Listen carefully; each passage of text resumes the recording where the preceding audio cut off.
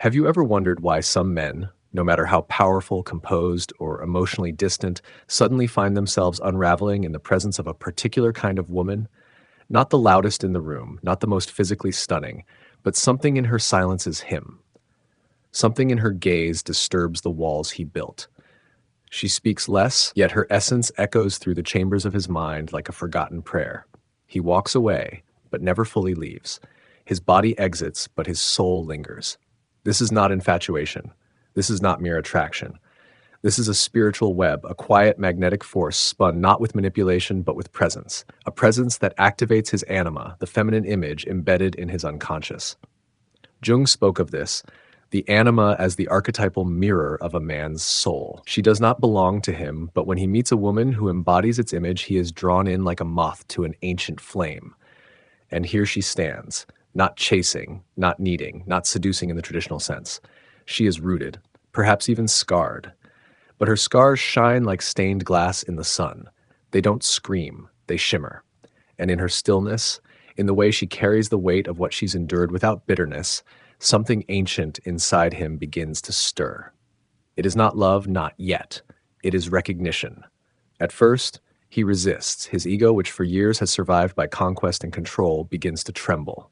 He tells himself she is just another woman. He convinces himself that his detachment is intact, but the truth is she has unsettled something. Not because she demands anything, but because she doesn't. Her lack of need becomes the very space where his projections crumble. Her silence confronts his noise. Her depth makes his surface feel hollow. This is how the web begins. It is woven through contrast, not through performance, not through proving, but through being. Her energy is not clinging, it is sovereign. She is not asking him to rise. She simply remains where she is.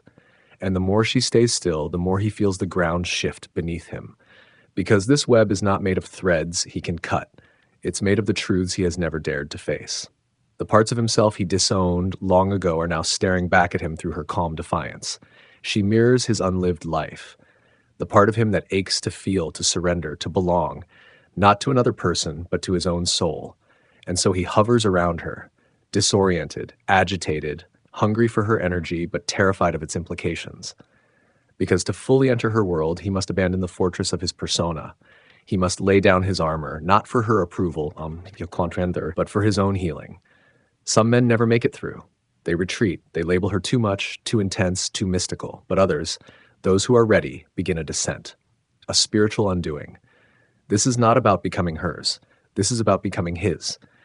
And she, in her quiet knowing, senses it. She doesn't speak of it. She doesn't boast. She simply watches, like the moon watching the tide, knowing the pull exists, but never demanding the wave obey. And when he stumbles, when he lashes out or pulls away or pretends not to care, she doesn't collapse. She doesn't chase after his confusion. Because she understands the process. She knows the pain of awakening. She has been through it herself. This is why her presence is so potent.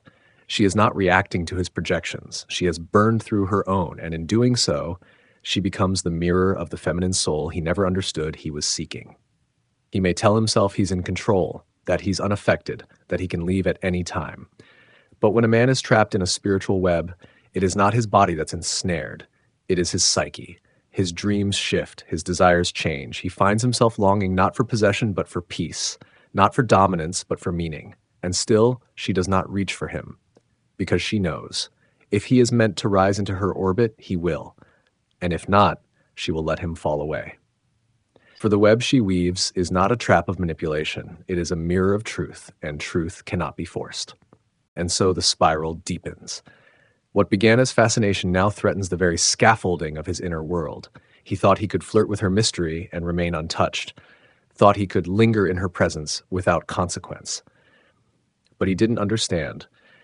This isn't the realm of surface flirtation or ego play.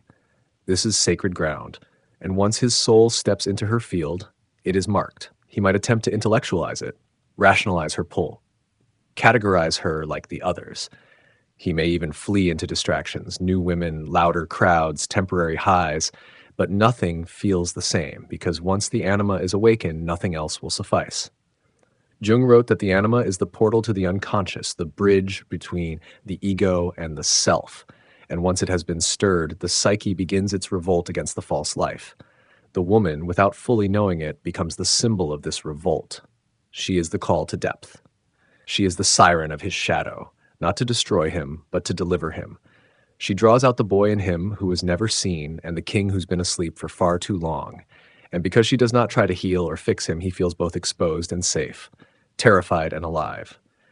This web is invisible. It has no shape, no form.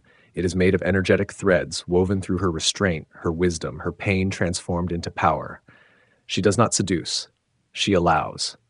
She does not chase. She magnetizes. She does not punish. She reflects. And in this space, the man begins to unravel, not in the way that weakens, but in the way that frees. But here lies the paradox. The more he tries to own her, the more the web tightens. Because this isn't a space where control survives. This is a sacred terrain that demands surrender. His attempts to dominate only reinforce the very illusions she's dissolving. Her power does not yield to pressure. It expands in response to truth. And truth, for many men, is the most terrifying force of all. So he becomes erratic, one moment worshipful, the next dismissive. He oscillates between reverence and retreat. Not because she is doing anything to him, but because she has stopped doing what most do. She has stopped feeding his wounds. She has stopped making herself small to earn his comfort. She has stopped proving. And in that space, all that he has avoided now speaks. The boy within him, the one who was conditioned to earn love through performance, begins to panic. He does not understand a love that does not require sacrifice of self. He was taught to chase what runs and value what resists. But this woman neither runs nor resists. She simply is. And in that, she confronts the boy and calls forth the man. Many men run here. They return to what is familiar, to women who feed their image but not their essence, to relationships that maintain the illusion of power but strip away the possibility of transformation. They label her as too spiritual, too intense, too wild. But the truth is, she's not too much. She is simply whole, and wholeness to the fractured ego feels like a threat. But for the man who dares, who leans into the discomfort, who sits with the trembling, who listens to what her silence awakens, something extraordinary begins to happen. He no longer sees her as a prize to be won or a mystery to be solved. He sees her as a mirror of his capacity, his depth, his forgotten soul. And if he allows it, the spiritual web transforms from trap to temple. Here, the dynamics shift. He is no longer trying to pull her in. He is trying to pull himself out of the persona, out of the ego's fortress, out of the inherited definitions of masculinity. And she, in her divine detachment, holds space, not for him, but for truth. She does not save. She does not guide. She simply exists as a frequency, a living embodiment of what he could become if he too would choose wholeness. And so the test begins, not of love, but of self. Will he face the mirror or shatter it? Will he cling to the mask or walk naked into his soul's fire? This is the alchemy of her presence. The trap is not in her. It is in what she awakens, and still she waits, not for him, but for the truth to rise. He begins to dream differently. No longer are his nights filled with conquest or control. Instead, he dreams of rivers, of fire, of collapsing staircases and rising suns. The imagery is archetypal, ancient. His unconscious, stirred awake by her energy, now speaks in symbols. The man who once moved through the world untouched now feels raw, open, not broken, but cracked. And through those cracks, the light begins to bleed. But this light is not gentle. It is merciless in its honesty. It exposes the parts of him he long buried, the shame he wore like armor, the fear disguised as dominance, the grief masked by stoicism. She has not done this to him. She has simply stood there, present, unyielding, undefinable. And in her refusal to collapse, she has revealed all the places he already had. The spiritual web is never spun to ensnare. It is spun as a mirror to reveal the self-imposed prison. Most men do not see it for what it is. They feel the pull and call it seduction. They feel the ache and call it obsession. But underneath those layers lies something far more terrifying, truth. And truth is the only thing her presence permits. He begins to notice how the world dulls in comparison to her. Not just her beauty, but the space she holds, the depth, the way she walks as though every step remembers lifetimes, the way her voice carries centuries of forgotten wisdom. She does not ask to be worshipped, but in her groundedness he feels reverence, not for her body, for her being, for what she represents, for what she awakens in him that no other has dared to touch.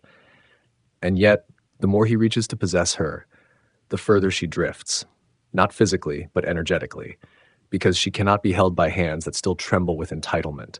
She is not a destination. She is a portal. And unless he is willing to walk through that threshold with humility, he will forever be trapped at the edge, aching for something he cannot name. So he tests her. He tries to provoke a reaction, to see if she'll fold, if she'll need, if she'll chase. But she has tasted too much pain to ever lose herself again. And so she remains, a still flame in the middle of his storm. The more chaos he brings, the clearer she becomes, because she no longer fears the leaving. She fears the betrayal of her own soul more. This is where the true unraveling begins. He realizes he cannot return to who he was. Even if he walks away, even if he erases her from his life, her impact remains, because she didn't touch his skin. She touched his soul. And the soul, once stirred, cannot be silenced. This is the spiritual web, not a trap of manipulation, but an awakening of identity. She is not his captor. He is captive to his own longing for something real, something eternal, something that reminds him he was born for more than masks and performances, that behind the ego lies a vast, aching wilderness he has never dared to explore, and she is the invitation. But she does not extend it with words. She offers it through being, through presence, through her refusal to betray her essence for comfort. And in that refusal, she teaches him the difference between a woman who wants to be loved and a woman who already is. Many men turn away here. They choose comfort over truth, ego over growth. They label her too much, too mystical, too intense, because they are too afraid. And yet, they never forget her, because the soul never forgets the one who tried to wake it. And for the few who stay, who choose the path of depth, of death and rebirth, of true becoming, the journey transforms. No longer is she a prize. She becomes a guide, a mirror, a mystery that doesn't need to be solved but honored. And he becomes not her savior, not her pursuer, but her equal. That equality does not come through words. It comes through initiation, through a man who has dared to meet his own darkness and emerged with truth in his hands. Only then can the web dissolve, not because it was broken, but because he is no longer fighting it. He has become it. He has merged with its frequency. He no longer clings. He no longer chases. He simply stands, clear, grounded, sovereign. And in that sovereignty, something profound shifts. She begins to move toward him, not because he convinced her, but because he became what she always knew he could be. Now the air between them changes. It no longer trembles with tension or unspoken questions. It hums, it breathes. For the first time, there is equilibrium, not of need, but of being. He no longer approaches her as a man trying to conquer, impress, or possess. He approaches as one who has been hollowed by the truth, refined by fire, stripped of illusion. His eyes no longer search her body, they see her essence. And in this seeing, he finally recognizes the sacredness of what he once feared. The woman who wove the web is not merely a figure of desire. She is the embodiment of the archetypal feminine in her mature form. The wild one who has known heartbreak and didn't close. The sovereign who has walked through rejection and didn't shrink. The mystic who has sat in silence with her own soul long enough to no longer flinch at its darkness. She doesn't need to explain herself. Her existence is the lesson. And he, once terrified of what she stirred, now sits beside her, not as a man trying to define her, but as one who understands he never could. He has seen that her power does not lie in how much she gives, but in how little she betrays herself to be understood. She is no longer a mirror for his fantasies. She is now a reminder of his freedom. Freedom from the lies of culture that taught him strength is domination. Freedom from the stories that made vulnerability weakness. Freedom from the myth that control creates safety. He realizes now, true safety is born in surrender. And surrender is not submission, it is alignment. Alignment with what is real, what is whole, what is sacred. But this alignment came at a cost. He had to lose the version of himself he once defended, the version built on performance, pride, and pain. He had to release the narratives inherited from wounded fathers and silent mothers. He had to bleed, not through violence, but through awareness, through every quiet reckoning that came when she offered no reaction, no reassurance, just space. And now, he sees her silence for what it always was, an invitation to meet himself. The web that once felt like a trap is now a map, Each thread, a thread of truth. Each pause, a portal. And she, the weaver, never owned it. She simply held it open long enough for him to choose if he would walk through or walk away. Some never return. They drift back into the world of distraction, of ego and escape, haunted by a woman they could not understand. They tell themselves stories to justify the leaving. She was too intense, too much, too deep, but their soul remembers, and that memory never fades. But for the one who stayed, who surrendered to the unraveling, something unshakable is born. A love that does not need possession. A bond not based on roles or rescues, but resonance. Two sovereigns, not merging, but meeting, each whole, each free, each devoted not to completing the other, but to honoring the shared frequency they now hold. And this is where the web dissolves. Not because it has been broken, but because it is no longer needed. He is no longer trapped. He is no longer seeking. He simply is, awake, aware, alive. And she, in her quiet knowing, feels it. Now when she looks at him, she does not see the boy. She sees the man, not the one who needs her, but the one who sees her.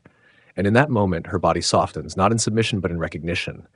Her heart opens, not in longing, but in resonance.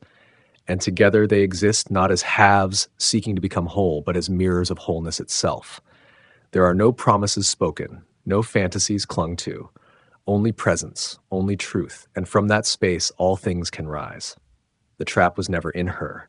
The trap was in the illusions he carried. The prison was never her love. It was the fear of becoming someone worthy of receiving it. And now that he has, she no longer needs to pull. She no longer needs to test. She simply chooses, and so does he. The woman who knows her worth doesn't chase, she chooses.